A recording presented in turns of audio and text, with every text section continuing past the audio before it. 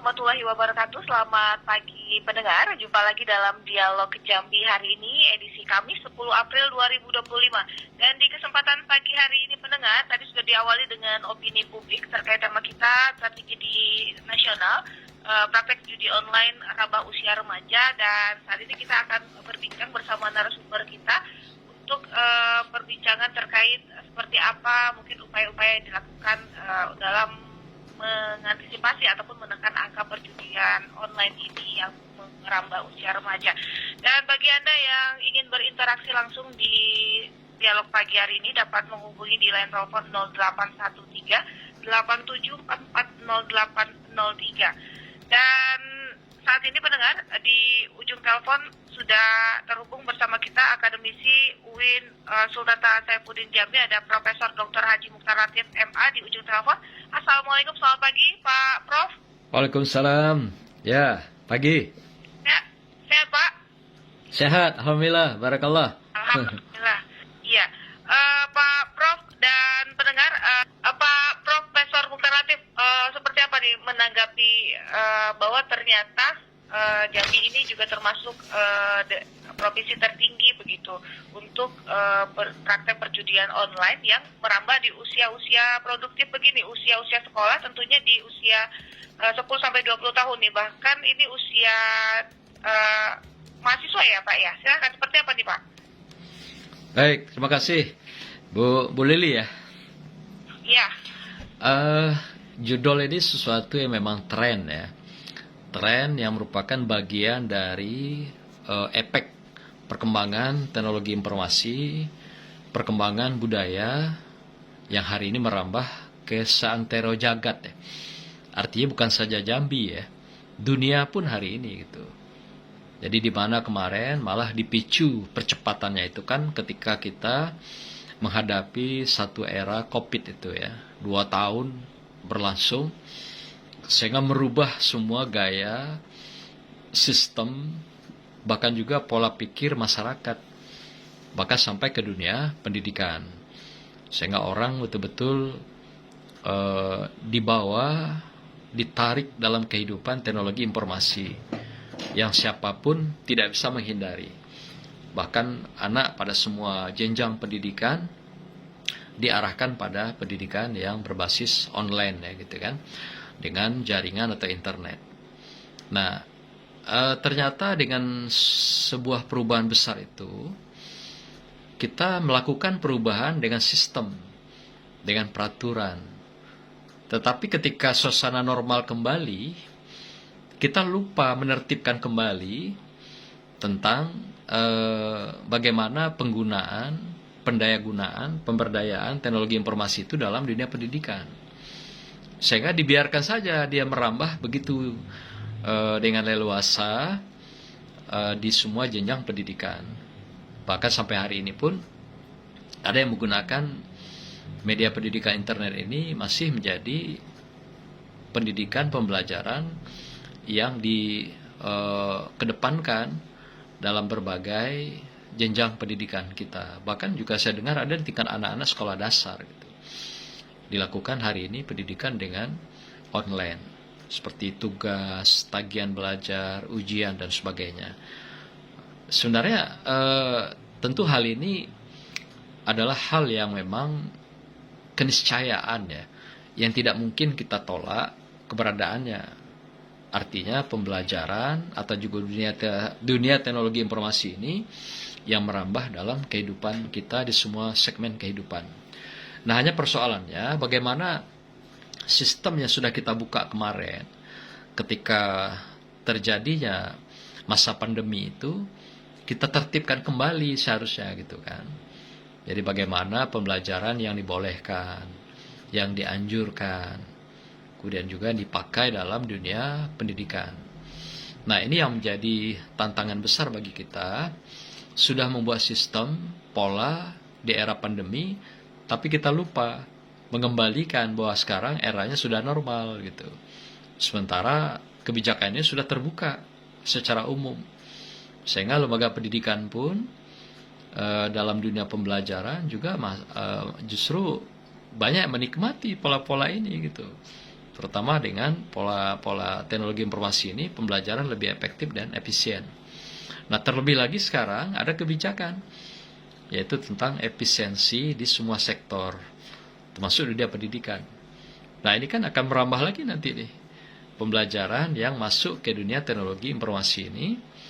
Bahkan beberapa lembaga pendidikan sudah membuat kebijakan-kebijakan itu, apalagi di perguruan tinggi, karena menjaga efisiensi itu sehingga mengurangi pertemuan-pertemuan yang sifatnya offline. Bekerja pun begitu, di instansi pemerintah, swasta, dan sebagainya, yang dampaknya, efeknya cukup besar ya.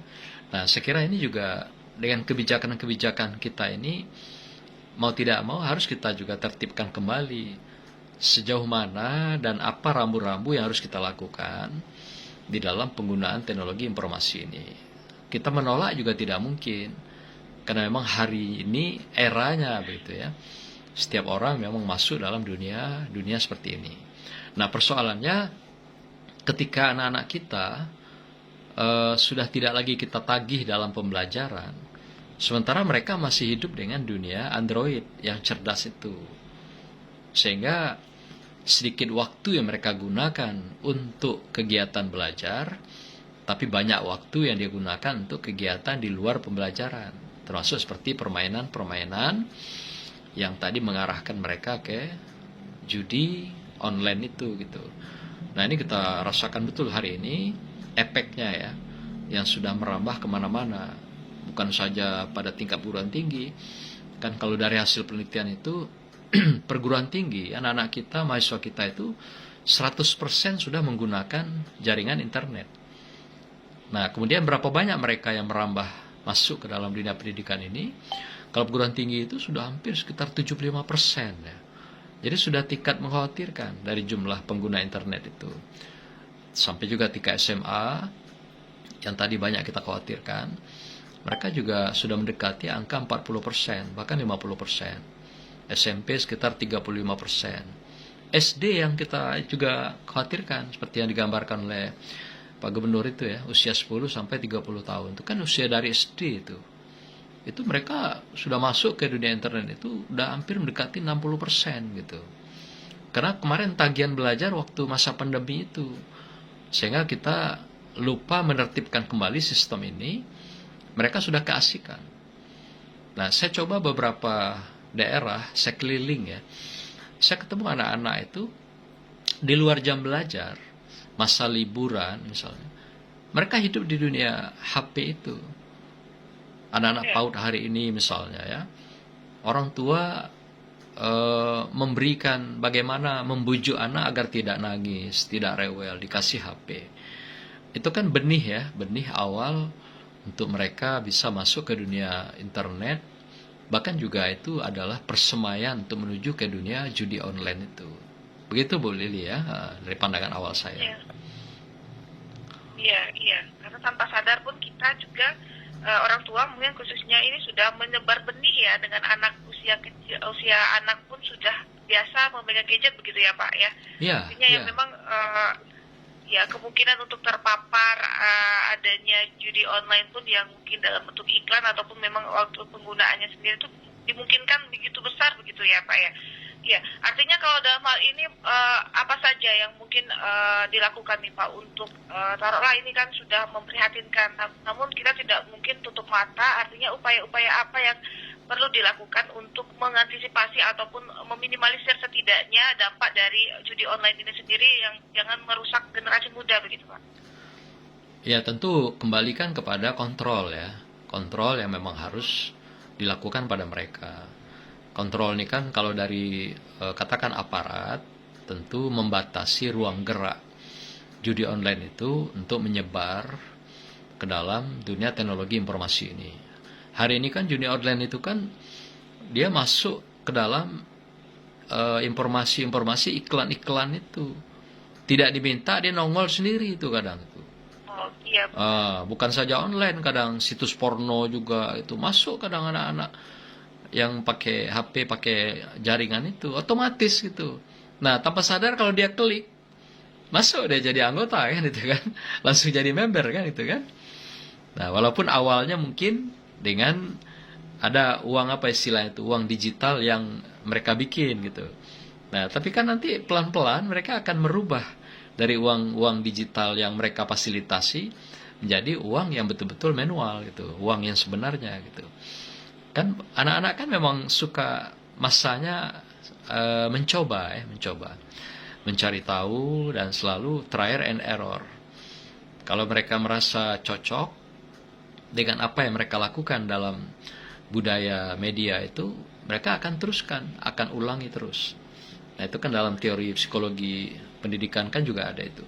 Seperti yang dikembangkan oleh katakan Skinner misalnya.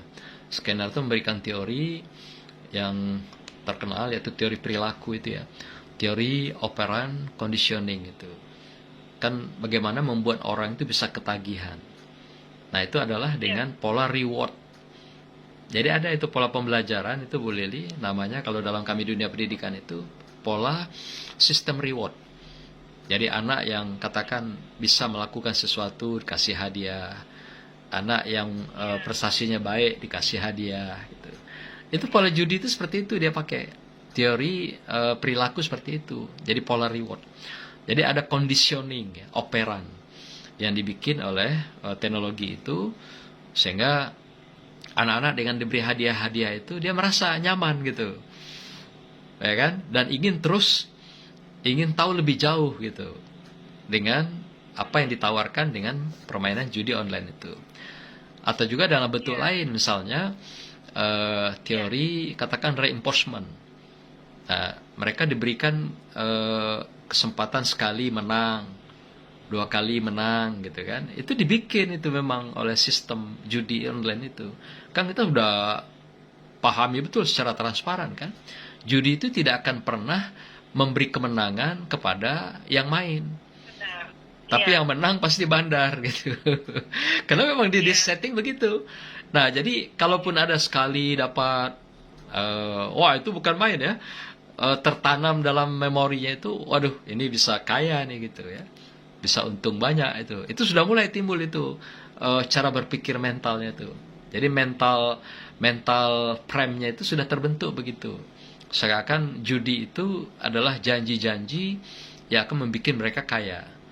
Memang sengaja bandar begitu membuat polanya gitu. Ternyata itu ada teorinya, reinforcement namanya. Teori penguatan. Yang pada akhirnya dia bermimpi menjadi orang yang kaya, enrichment. Dari reinforcement menuju pemikiran enrichment, jadi orang kaya gitu. Jadi mimpi tadi diwujudkan dengan penguatan-penguatan, dipancing 1-2 kali menang, nanti 3-4 kali kalah, penasaran lagi, beli lagi gitu, main lagi. Jadi mimpi yang dibangun itu adalah enrichment, menjadi orang kaya. Itu dalam teori itu begitu. Jadi mimpinya selalu ingin menjadi orang puncak tertinggi. Jadi emang B.F. Skinner itu membuat penelitiannya seperti itu dan menemukan seperti itu. 2 model itu yang sangat merusak cara berpikir anak dalam belajarnya, dalam ternyata hari ini dikembangkan dalam dunia teknologi itu. Dan berbahaya sekali gitu. Kalau orang sudah punya mimpi, semua pengen jadi kaya cepat. Tanpa usaha, tanpa kerja, tanpa perjuangan, tanpa belajar, cukup dengan klik-klik saja, dia jadi orang kaya, gitu kan. Nah, itulah cara yang dipakai, dituangkan teori-teori ini ke dalam sistem perjudian itu. Sehingga mereka merasa selalu dan ingin selalu ya, menganggap bahwa dirinya bisa, saya mampu, saya sanggup. Sehingga dengan segala cara mencari uangnya gitu. Kalau anak-anak boleh jadi akan menyalahgunakan uang pendidikannya barangkali. Atau mencuri uang orang tuanya. Nah, kalau mereka tidak mampu, mereka kan bisa melakukan tindakan kriminal. Mencuri, merampas, merampok, dan sebagainya. Dan tidak sedikit mereka bisa melakukan pembunuhan gitu. Untuk mendapatkan modal, dorongan ingin cepat kaya itu yang dibingkai dari teori reinforcement itu. Yang menjadikan mereka enrichment. Padahal nggak pernah ada itu. Mimpi itu yang dibangun dalam framing berpikirnya, memorinya itu. Jadi orang enrichment, orang kaya. nggak ada, kenyataannya nggak Iya. ada. Memang di setting programnya Iya. begitu, Li. Ya, ya, Iya. Iya, karena kenyataannya memang tidak ada yang kaya karena judi ya Pak ya, justru nggak ada. malah akan melalui kekecewaan Yang kaya kekalahan. bandarnya, Li. Yang Ya, kaya yang kaya tetap bandarnya. Baik, baik. Ya Pak Prof, mungkin ada yang ingin disampaikan nih Prof sebagai closing statement-nya untuk dialog kita di pagi hari ini terkait praktik judi online yang arah usia remaja. Silakan Prof. Ya, bagaimanapun kontrol awal itu adalah orang tua. Hari ini kan ada istilahnya HP cerdas. Bagaimana orang tua bisa mengontrol HP-nya itu, apa program yang dimainkan oleh anak. Itu bisa itu. Jadi kalau orang tua memberikan anak katakan HP, di dalam itu ada program. Program kontrol tentang anak, dia mainkan apa saat kita tidak di sisi mereka. Itu bisa tahu, Bu. Nah, itu boleh digunakan setidaknya untuk katakan sebagai perisai lah ya, untuk pengamanan anak penggunaan HP itu supaya dia tidak masuk terlalu jauh ke dalam dunia teknologi informasi yang berbasis online atau dengan internet dan bisa merambah masuk pada perjudian. Termasuk juga situs-situs yang lain yang juga tidak mendukung untuk pendidikannya. Yang kedua, tentu saja pemerintah kita harapkan melokalisir. Ya, bagaimanapun kan teknologi ini kan bisa dilokalisir, Bu. Banyak itu situs-situs yang bisa diblokir oleh pemerintah, baik situs porno. Nah, termasuk situs judi itu. Kita melihat usaha ini kan sudah banyak sebenarnya. Kalau di Indonesia itu kan sudah hampir 2 juta situs yang ditutup ya. Tapi ternyata ditutup dibuka lagi kan, tutup buka lagi, dan semua itu ilegal gitu. Di Jambi aja sampai ratusan kan. Apa ada 300-an yang ditutup ya. Tapi kan tetap aja karena sistem itu bukan di Jambi atau di Indonesia, Bu Lili, tapi di luar dibikin orang. Ya itu dia. Yang banyak itu kan ditemukan yang di Kamboja, di Vietnam gitu kan. Termasuk di Amerika, di Eropa, Cina juga. Jadi di luar dia main. Nah, yang hebatnya lagi pemainnya itu orang kita juga gitu. Tenaga kerjanya gitu kan. Jadi orang kita juga yang ngerjain orang kita gitu. Yang pemiliknya mereka gitu, holdingnya. Tapi yang merusak semua itu kan mereka bermain dari luar, sehingga juga dibuka, ditutup, dibuka lagi dengan pola versi yang lain gitu. Sehingga inilah yang selalu dikontrol harusnya mungkin oleh Kominfo, kalau sekarang ini Komdigi ya, digital ya. Nah, ini mungkin harus lebih ketat ya. Terlebih juga sekarang Polri kan juga punya kekuasaan di bidang ITE misalnya. Karena ini kan juga sudah sangat memprihatinkan. Apalagi seperti di ekspos akhir-akhir ini, kemarin oleh Pak Gubernur, Jambi tertinggi. Tapi saya tidak menemukan datanya, Ibu ya, tertinggi itu. Karena kalau data yang kita dapat laporan itu, berdasarkan rasio itu kan tertinggi tetap Jakarta, ya, DKI, Bandung, kemudian Jawa Barat, Jawa Barat, Jawa Timur, Jawa Tengah, termasuk Banten gitu, kawasan itu. Karena penduduknya besar kan.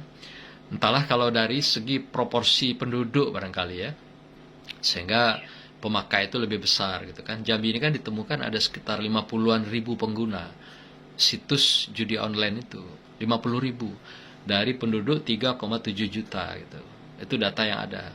Tapi kalau dilihat jumlah itu kan juga dibandingkan penduduk daerah lain sebenarnya masih kecil gitu ukurannya. Itu nggak sampai sekitar 2%, 1,8 atau sekitar itu.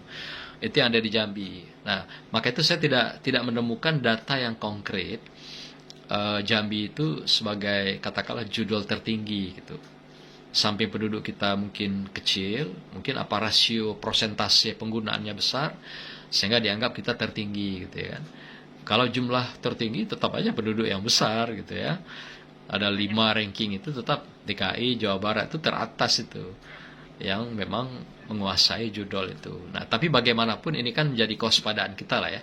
Seperti Pak Gubernur katakan bahwa dia diingatkan oleh Pak Kapolri waktu retreat kemarin gitu kan, bahwa Jambi itu termasuk wilayah daerah yang tinggi menggunakan judol, termasuk ASN-nya gitu.